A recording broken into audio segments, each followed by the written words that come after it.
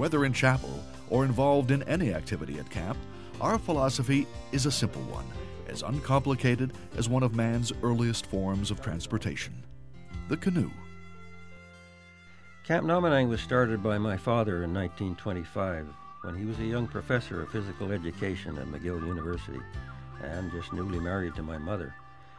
It was around that time that his dream of creating a boys' camp took shape, and he had a specific site in mind, one that would be near the wilderness because he felt that since so much of Canada was made up of a vast wilderness, all young Canadians should have an opportunity to see it up close, to feel comfortable in it, and to learn to travel in it. And of course, in this part of the country, that meant canoe tripping. So, after a careful search, he found this marvelous site on Petit Lac Nominingue, and what you see today is the result of his strong beliefs and the high standards he set for himself.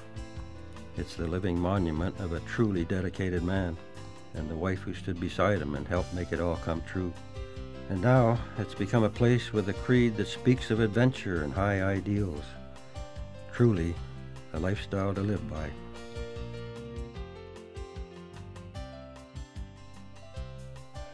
It has been said, if we can somehow keep alive a spark of adventure and romance, as the old-time voyageurs seem to have done, then any canoe trip becomes more than a journey through wild country.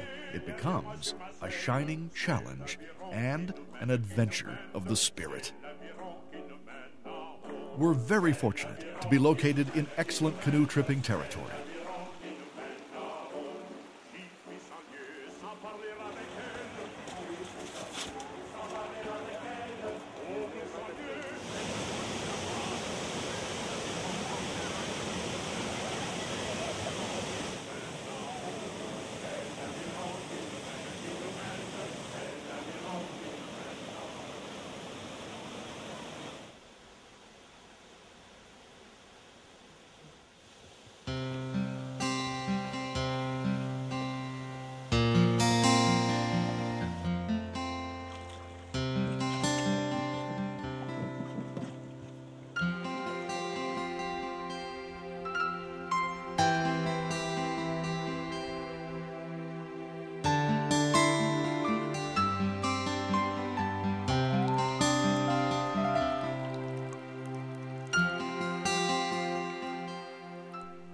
Trips are made in cedar strip canvas-covered canoes that are constructed right at Nominingue. Tripping gear is designed to be efficient and traditional, supporting the values of teamwork and self-reliance so vital to the building of character. Boys are accompanied by 2 staff members, each an experienced wilderness canoe tripper.